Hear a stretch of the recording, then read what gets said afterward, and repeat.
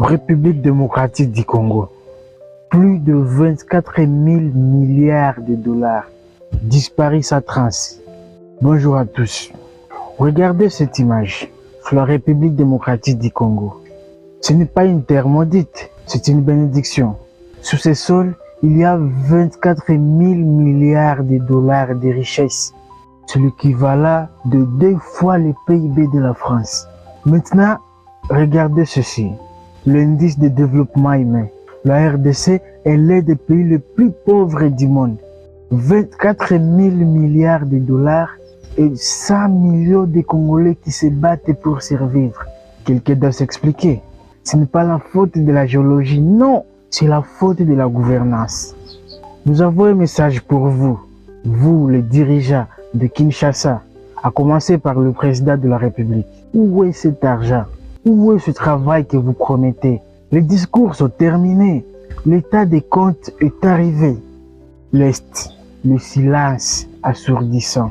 Parlons d'abord de l'Est, les Kivu, les Touris. Ces provinces sont en état de siège depuis des années. Qu'est-ce que cela signifie? Cela signifie que des millions de nos frères et de nos sœurs vivent sous la terreur quotidienne, sous les balles, sous la faim.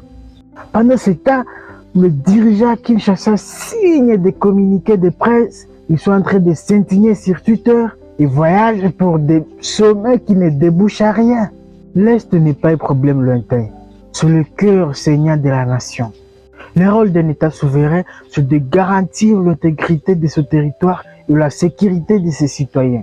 Si vous avez la richesse pour engager les lobbyistes de luxe à l'étranger, vous avez l'obligation d'équiper et de payer correctement l'armée qui se bat pour vous. L'indifférence à Kinshasa est la plus grande victoire de nos ennemis à l'Est. Vous attendez que la communauté internationale règle le problème pour vous. C'est la plus grande preuve de faiblesse que vous puissiez donner. Attention, arrêtez l'immobilisme. C'est une trahison. Le saignement économique et l'impunité. Passons à l'économie. La corruption en République démocratique du Congo n'est pas un dysfonctionnement. C'est un système de siphonnage. Les milliards de nos minéraux ne créent pas d'école. Ils ne financent pas l'éducation. Ils ne financent pas la santé. Ils financent des comptes offshore et les propriétés de prestige. Regardez l'instabilité du franc congolais. Chaque jour, il perd de la valeur. Pour qui? Pas pour les barons qui gèrent leurs transactions en dollars et en euros. C'est pour la mère au marché, le quotidien qui essaie de survivre. Vous détruisez leur pouvoir d'achat par votre incompétence et votre avidité. Et l'impunité.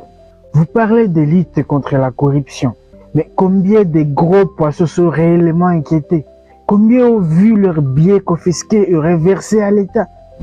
Sur le silence radio. La justice est à 2 vitesses, rapide pour l'opposition et paralysée pour les amis. Quand on a 24 000 milliards de dollars sous les pieds, le chèque de la construction des routes, d'hôpitaux et des barrages n'est pas une erreur de gestion. C'est un vol organisé à ciel ouvert. La fausse vision est la véritable exigence. On nous gave de visions, de stratégies quinquennales, de réformes. C'est de la poudre aux yeux. La République démocratique du Congo n'a pas besoin de plus de vision. Elle a besoin de travail concret, honnête et sérieux. C'est quoi le travail sérieux? Le travail sérieux, c'est l'électricité 24 heures sur 7. Comment voulez-vous qu'une industrie fonctionne sans électricité stable? Le travail sérieux, c'est la fait de la double taxation. Arrêtez de presser les petites et moyennes entreprises qui essaient d'exister. Le travail sérieux, c'est une justice indépendante. Laissez les juges travailler.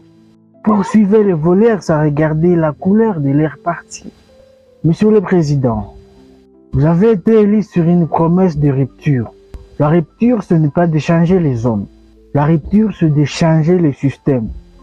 Si vous continuez avec la même logique des récompenses politiques, si vous continuez à tolérer les compétences et la prédation autour de vous, alors votre bilan sera celui de vos prédécesseurs, le chèque devant l'abondance. Le peuple congolais ne vous demande pas la ligne, il vous demande de travailler, il vous demande de respecter votre serment. Chaque fois qu'une femme meurt faute de soins, chaque fois qu'une femme est violée dans l'Est, chaque fois qu'un étudiant peur, espoir, c'est la preuve que quelque chose ne va pas au sommet de l'État. 24 000 milliards de dollars disparus sans trace. C'est l'histoire que le monde se racontera de vous. Vous avez la chance de changer ces récits. Saisissez-la, travaillez pour le peuple, pour l'histoire.